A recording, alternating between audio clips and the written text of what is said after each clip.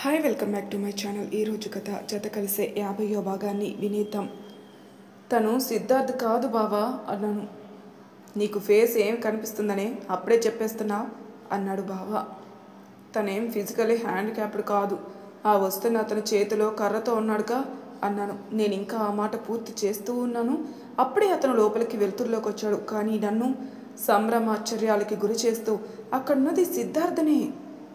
ఆ రోజు తనకేం ఇలా విరిగిపోయేంత దెబ్బలు తగలలేదే అని ఆలోచిస్తున్నాను నేను. వీణ్ణి ఎక్కడో చూశానే అన్నాడు బావ. ఆ రోజు రబ్బానికి పెరుగు ప్యాకెట్స్ తీసుకురావడానికి వెళ్ళాం కదా, అక్కడ బండి మీద కనిపించాడు, నువ్వు తిట్టావు అని గుర్తు చేశాను నెమ్మదిగా. నా చెత్త కొడుకేనా వీడు అని కోపంగా చూసి సిద్ధార్థని ఒక్కటి పీకబోతే సార్ అంటూ ఆపి, అతను రిమాండ్లో ఉన్నాడండి, తనకేమైనా అయితే డిపార్ట్మెంట్ ఆన్సర్ చేయాల్సి ఉంటుంది అన్నాడు జైలర్. మీరు కూడా ఏంటి బాబాయ్ అని పక్కకి తీసుకెళ్ళి కాసేపు మాట్లాడి వచ్చాడు. అర్థమైంది బావ చేతులు తడిపినట్టు ఉన్నాడని. సిద్ధార్థకి దగ్గరగా ఉండాలంటేనే భయం వేస్తుంటే బావ షర్ట్ పట్టుకొని వెనక్కి వెళ్ళిపోయాను నేను. బయటికి కనపడకుండా కొట్టండి అని బావకి చెప్పాడు నెమ్మదిగా.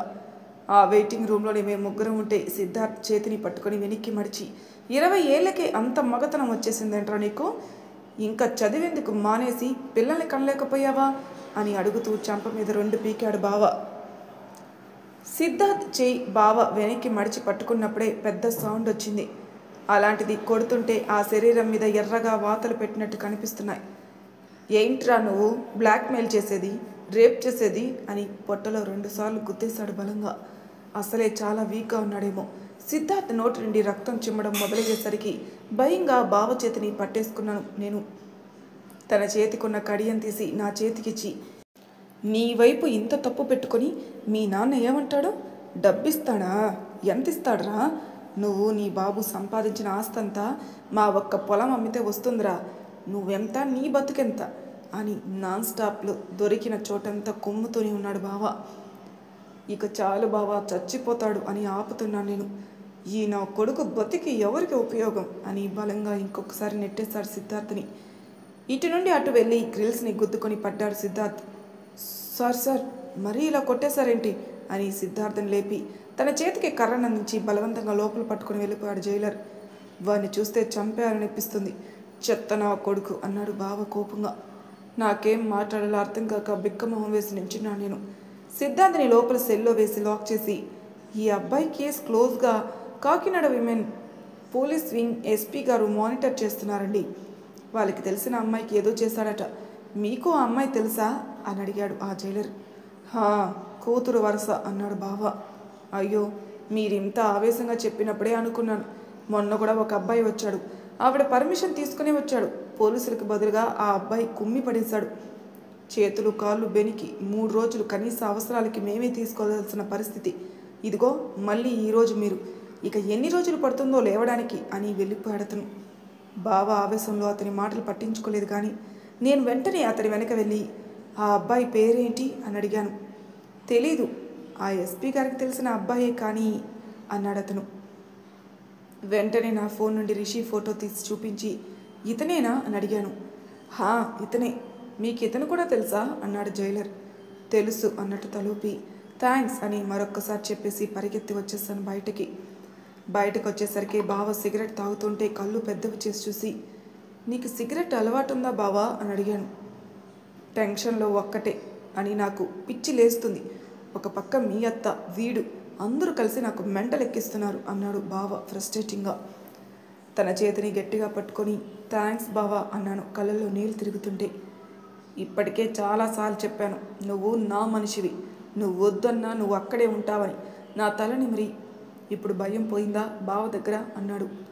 భయం పోయిందా, విలన్లా కనిపిస్తున్నావు, అదేం కొట్టడం బావా, మత్తిపోయింది తెలుసా అన్నాను. మీ అమ్మాయిలకి విలన్నే నచ్చుతున్నారంటగా ఈ మధ్య అన్నాడు బైక్ స్టార్ట్ చేస్తూ. అవును, అలా ఫ్యాంటసీ వరల్డ్లో బతికే ఇలా జీవితాన్ని నాశనం చేసుకుంటున్నాం అని గొనుక్కొని బెంగళూరుకి అందరం ఫ్లైట్లో వెళ్దామా అన్నాను. నా పండు ఫస్ట్ జాబ్లో జాయిన్ అయితే చూడాలని నాకు 1 కోటి రేట్లు ఉత్సాహంగా ఉంది. కానీ మొన్న అమ్మ నాన్నకి యాక్సిడెంట్ అయిందని ఎమర్జెన్సీ లీవ్స్ కూడా వాడేసానే, నాకు రావడానికి అస్సలు ఛాన్స్ లేదు. బట్ నువ్వు జాయిన్ అయ్యాక ఒక వీకెండ్ వస్తాం, మాకు బెంగళూరు చూపిద్దులే అన్నాడు బావ. సరే బావా, ఏం పర్వాలేదు అన్నాను. ఇంకెప్పుడు నా దగ్గర ఏది దాచకే, నేను నీకు ఇంపార్టెంట్ కాదనే నిజాన్ని నేను యాక్సెప్ట్ చేయలేను అని బైక్ పార్క్ చేశాడు. ఆ మాట వినగానే స్తబ్దుగా అయిపోయాను నేను. ఎంత ప్రేమ నమ్మకం పెట్టుకున్నాడు నా మీద అని. మేము వెళ్ళేసరికి శ్రీజాక్ ఉంది సోఫాలో. ఎక్కడికి తీసుకుని వెళ్ళాడు? ఆ సిద్ధార్థ్ దగ్గరికేనా? కుమ్మేశాడా వాడిని అని అడిగింది అక్క. నీకెలా తెలుసు అన్నాను షాక్ అవుతూ. ఎక్స్పెక్టెడ్ అని. సర్లే వదిలే, ఫ్రెష్ అయ్యిరా, న్యూడిల్స్ తిందాంరా, హీట్ చేసి తీసుకొస్తాను అంది అక్క. బావ నా విషయంలో ఇంత ఎమోషనల్గా ట్రిగర్ అవ్వడం కామన్, కానీ రిషి తనెందుకు అంత ట్రిగర్ అయ్యాడు? ఎవరికీ తెలియకుండా పర్మిషన్ తీసుకుని మరీ సిద్ధార్థని లేవకుండా కొట్టేసి అంత కోపం ఎందుకు వచ్చింది తనకి? అసలు రిషి లాంటి కూల్ పర్సన్లో కూడా ఇంత యాంగ్రీ యంగ్ మ్యాన్ దాగి ఉన్నాడా అని అనుకుంటూ ఫ్రెష్ అయ్యి వచ్చి కూర్చున్నాను. చాలా రోజుల తర్వాత మైండ్ కొంచెం పీస్ఫుల్గా అనిపిస్తుంటే టీవీ చూస్తూ జోకులు వేసుకుంటున్నాం మేము ముగ్గురం. మా ఆటల్లో మేము ఉన్నప్పుడే కంపెనీ నుండి మెయిల్ వచ్చేసింది, ఫలానా డేట్లో జాయిన్ అవ్వాలని. ఇంకా 10 days ఉంది బావా, బెంగళూరులో అడ్రస్ కూడా పెట్టేశారు. ఎండ్ ఆఫ్ ది డేలోపే లెటర్ ఆఫ్ జాయినింగ్ యాక్సెప్ట్ చేయమని కూడా ఉంది. ఇక అదే విషయం అమ్మమ్మకి బావకి చెప్పేసి యాక్సెప్ట్ చేసి వాళ్ళు కూడా అడిగిన డాక్యుమెంట్స్ సెండ్ చేసేసాను. సిద్ధార్థ్ వాళ్ళ పేరెంట్స్ హాస్పిటల్లో మాట్లాడిన తర్వాత ఇంకేం అనలేదా బావా? చిన్నగా అడిగాను టీవీ చూస్తున్న బావని. వదిలేస్తానా ఏంటి నిన్ను మాటలంటే అన్నాడు బావ. వాళ్ళని కూడా కొట్టావా ఏంటి కంగారు పడుతూ అడిగాను. ఆఖరికి ఫుల్ స్టాక్ డెవలపర్ని కూడా పట్టుకొని వీధి రౌడీ చేసావు కదే పండు అన్నాడు బావ. నేను అలా ఎక్కడన్నాను, జస్ట్ కొట్టావా అని అడిగాను అంతే అన్నాను మూతి తిప్పుకుంటూ. కొట్టలేదు, కానీ ఇంకొకసారి నీ గురించి మాట్లాడితే మర్యాదగా ఉండదని వార్నింగ్ ఇచ్చాను. మాటలతోనా తిట్లతోనా అన్నాను. నీకెందుకే, ఎలాగోలా ఇచ్చానులే, వాళ్ళైతే ఇక నీ జోలికి రారు అన్నాడు బావ. అత్త ఏమంది, నన్ను తిట్టిందా అన్నాను. తిట్టలేదు, నవ్వుకుంది. నీకు ఇలానే అవ్వాలని అనుకుంది. నీకు ఇంకా జాబ్ వచ్చిందని తెలీదు, నేనే చెప్పలేదు. నువ్వు జాయిన్ అయ్యాక చెప్తా, అప్పుడు ఆ నెత్తి మీదకి ఎక్కి డ్యాన్స్ వేస్తున్న కళ్ళు దిగుతాయి అన్నాడు బావ. వివేక్ అంది శ్రీజ అక్క. బాబోయ్, మీ అత్త ఇవన్నీ సీరియల్ అత్తలాగా అన్ని టార్చర్లు పెడుతుంటేనే ఎంత సపోర్ట్ చేస్తుందంటే, ఇంకాస్త ప్రేమగాని చూపిస్తే ఇక మీ అక్కని పట్టలేమేమో అన్నాడు బావ. ప్రేమ చూపించినా చూపించకపోయినా నేనింతే. ఆవిడ నా అత్తమ్మ. మీరందరూ నేను లేనప్పుడు ఎన్నైనా అనుకోండి, నేనున్నప్పుడు అంటే మాత్రం నేను అబ్జెక్ట్ చెప్తాను అంది శ్రీజక్క. వచ్చిందండి వయ్యారి, ఎక్స్ట్రా లాపు అని బావ తలని పట్టుకొని వెనక్కి లాగి, పోనీలే వారం రోజుల నుండి తిరిగి అలసిపోయాడేమో, రిలాక్స్ అయ్యేలా హెడ్ మసాజ్ చేద్దామని అనుకుంటుంటే ఇన్ని మాటలు అంటున్నావు అంది శ్రీజక్క. హెడ్ మసాజ్తో పాటు హోల్ బాడీ మసాజ్ చెయ్యొచ్చు కదా అన్నాడు తల అటు ఇటు ఫ్లెక్సిబుల్గా తిప్పడానికి ట్రై చేస్తూ. హోల్ బాడీ చాలా, థాయ్ మసాజ్ కూడా కావాలా అంది శ్రీజక్క. థాయ్ మసాజ్ అయినా బాగానే ఉంటుంది అన్నాడు బావ. నీ పీక నొక్కుతాను. ఓయ్ ఏంటి ఓయ్, మరి పీక వద్దులో ఓయ్, అసలే మా పండుగకు పెళ్లి చేయాలి అన్నాడు బావ. బావ తలకి హెడ్ మసాజ్ చేస్తూ బెంగళూరు వెళ్ళడానికి కావాల్సినవన్నీ లిస్ట్ చెప్తుంది శ్రీజక్క. అవన్నీ నోట్ చేసుకుంటున్నా నేను షాపింగ్ కోసమని. ప్రస్తుతానికి ఇంతే అంది అక్క. ఇన్ని కొనుక్కోవాలా కార్పొరేట్ ఆఫీస్కి వెళ్ళాలంటే? తప్పదు మరి అని నవ్వి, చాలా చెయ్యి కాళ్ళు కూడా పట్టనా అంది శ్రీజ అక్క. కాళ్ళు అక్కర్లేదు, చెయ్యి పట్టు ప్లీజ్ అని చేతులు అక్క ఒళ్ళో పెట్టాడు బావ. వస్తాదుల్లా జబ్బలు పెంచి ఇలా కడ్బనీళ్ళు వేసుకొని షో ఆఫ్ చెయ్యి బాల్కనీ నుంచుని, ఇక నొప్పులు కాక ఇంకేం వస్తాయి అంది శ్రీజ అక్క పడుతూ. నేనేమైనా టీనేజ్ కుర్రాన్నా అందరూ నన్ను చూడ్డానికి? అయినా నా ఇంట్లో నేను చొక్కా లేకుండా కూర్చోవడం తప్ప అన్నాడు బావ. తప్పున్నారా? అమ్మాయిలు చున్నీ వేసుకోకపోతే మాత్రం అమ్మ చిట్టి తల్లి అనుకుని నీతులు చెప్పడానికి రెడీ అయిపోతారు, కానీ మీరు మాత్రం చొక్కాలు వేసుకొని కప్పుకోలేరా అంది అక్క. ఇదిగో నువ్వు ఆ ఇన్స్టా చుక్క మీద కోపం నా మీద చూపించుకే, నాకు అసలే రేపు ఆఫీస్ ఉంది అన్నాడు బావ. వాడు కనిపిస్తే కోపం చూపడం కాదు, బీచ్లోకి తోసేస్తాను వేదవని, అందరూ నీతులు చెప్పేవాళ్ళు అయిపోతారు అంది శ్రీజ అక్క.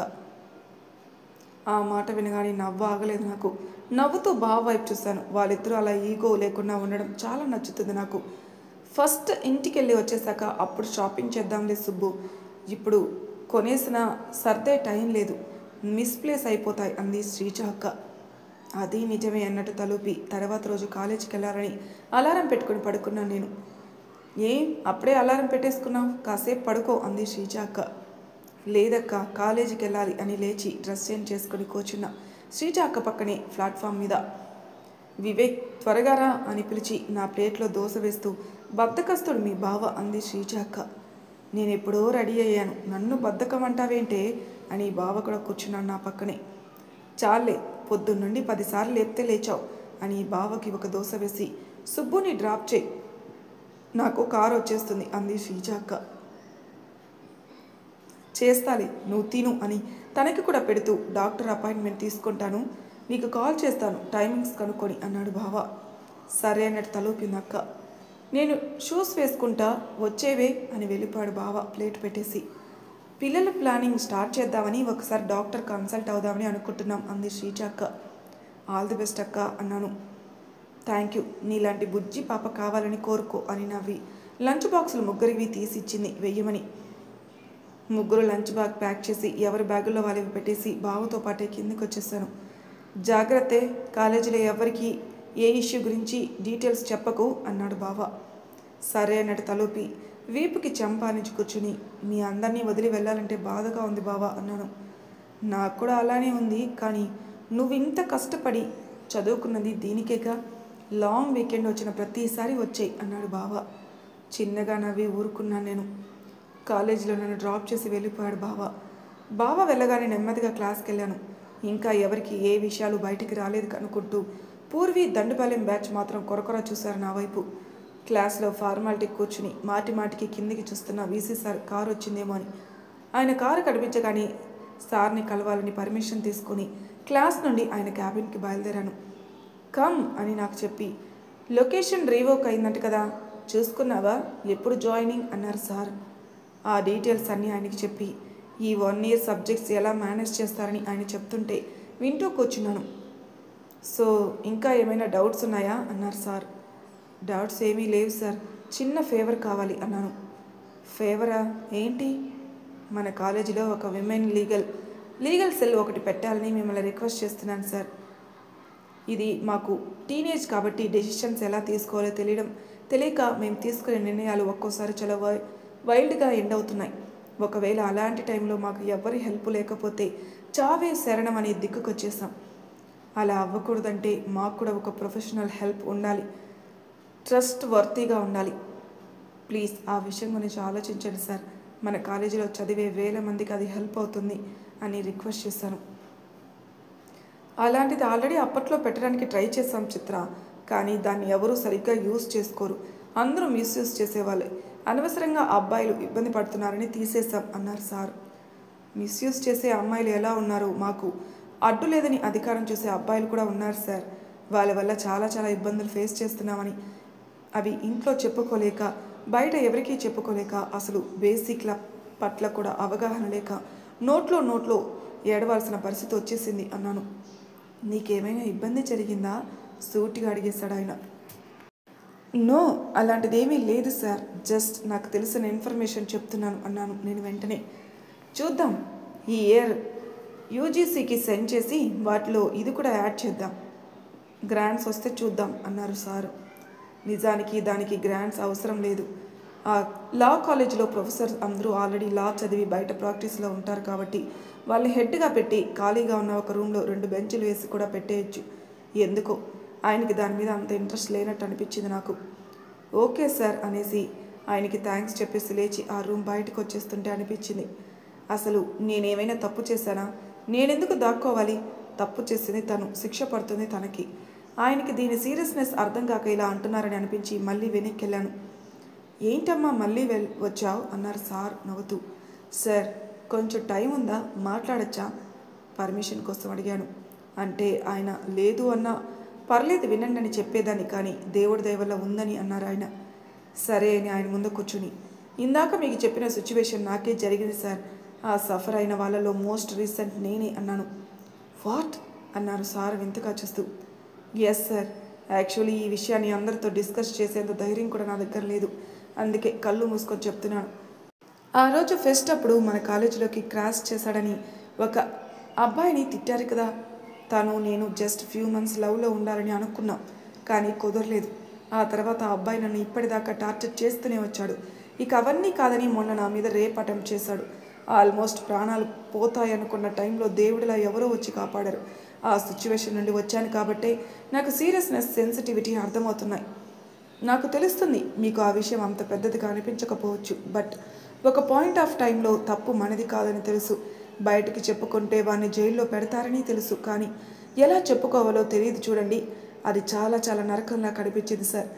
ఈ కాలేజ్ నాకు ఎన్నో ఇచ్చింది. నేను జస్ట్ నా తోటి ఫిమేల్ స్టూడెంట్స్కి సేఫ్టీ మాత్రమే ఇవ్వగలను. అందుకే రిక్వెస్ట్ చేస్తున్నాను. మీకు నిజంగా గ్రాంట్స్ ఇష్యూ అయితే నేనే కొంత డొనేషన్ కలెక్ట్ చేసి ఇస్తాను సార్. బట్ ప్లీజ్ ఇది మీరు అనుకున్నంత చిన్న విషయం అయితే కాదు అన్నాను కూసింత భయంగానే. నువ్వు చెప్పింది నిజమా అన్నారు సార్. ఎస్ సార్, ఇలాంటి విషయాల్లో అబద్ధం ఎందుకు చెప్తాం సార్. మీకు కావాలంటే ఎఫ్ఆర్ఐ కాపీ కూడా అటాచ్ చేస్తానన్నాను. అక్కర్లేదు, నువ్వు చెప్పింది నిజమని నమ్ముతున్నాను.